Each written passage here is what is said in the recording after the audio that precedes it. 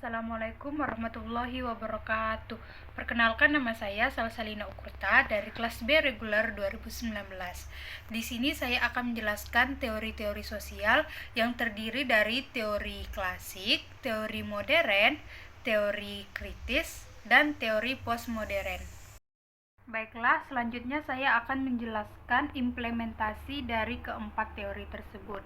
Nah, yang pertama yaitu teori klasik. Nah, di mana pada zaman dahulu petani itu masih menggunakan peralatan yang sangat tradisional dan sederhana seperti mereka menggunakan cangkul.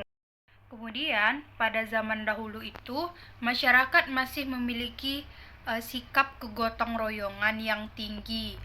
Mereka masih menggunakan tenaga manusia sebagai untuk kegiatan bercocok tanam. Kemudian, ketika masa panen tiba, mereka akan mengadakan syukuran. Syukuran yang dilakukan pada masyarakat itu dengan menyediakan hidangan makanan untuk disantap secara bersama-sama. Nah, hal ini mereka lakukan karena nilai kebersamaan, kekeluargaan di antara masyarakat tersebut.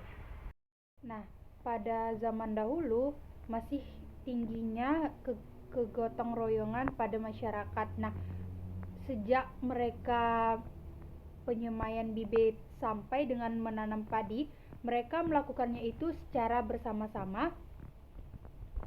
Hal ini dikarenakan masih terdapatnya nilai sosial pada masyarakat tersebut dan pengolahan lahan pertanian itu masih menggunakan tenaga manusia. Hal ini termasuk pada teori klasik, nah di mana masyarakatnya masih bersifat tradisional. Setelah kita menjelaskan mengenai teori klasik, kita masuk kepada tahapan teori modern. Nah, di mana teori modern ini merupakan tahapan sederhana menuju tahapan yang kompleks. Nah, pada tahapan teori modern ini, masyarakat mulai meninggalkan kebiasaan-kebiasaan yang terdapat pada teori klasik tersebut. Pada teori modern ini kita bisa melihat bahwasanya telah terjadi perubahan penggunaan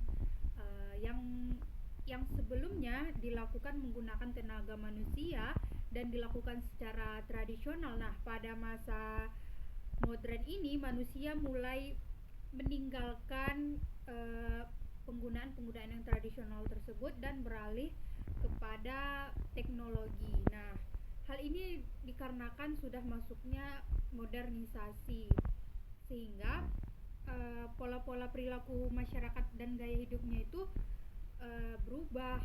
Yang dahulunya pertanian subsisten menjadi pertanian yang modern.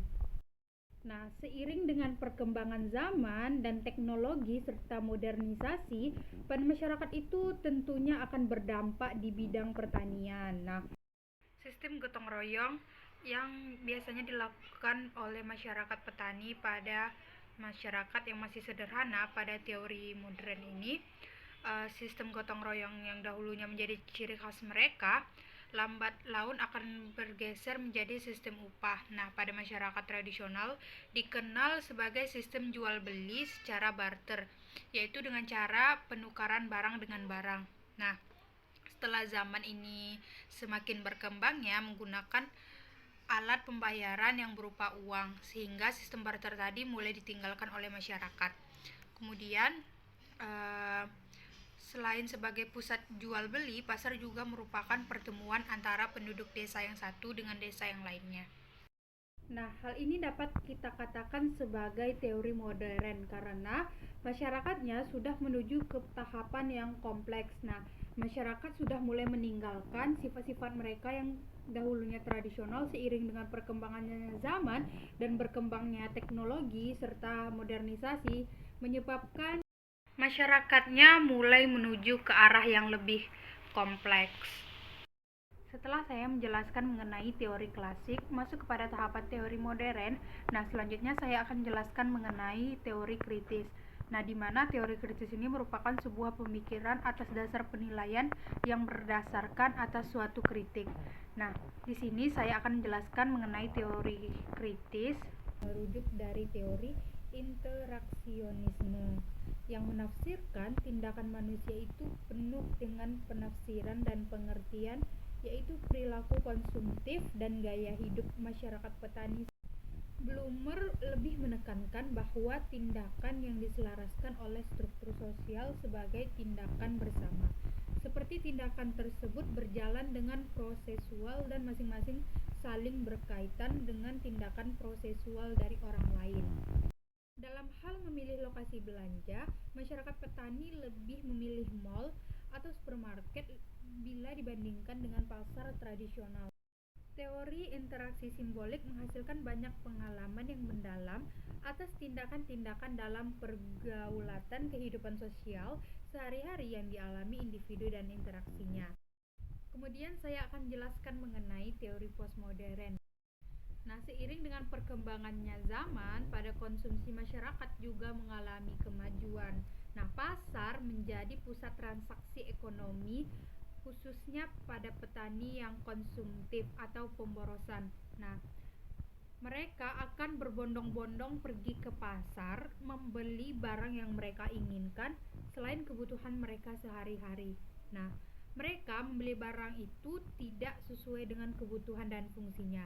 Perilaku konsumtif ini dipengaruhi oleh media massa dan perkembangan pasar yang ditandai dengan masuknya pusat perbelanjaan seperti mall atau supermarket.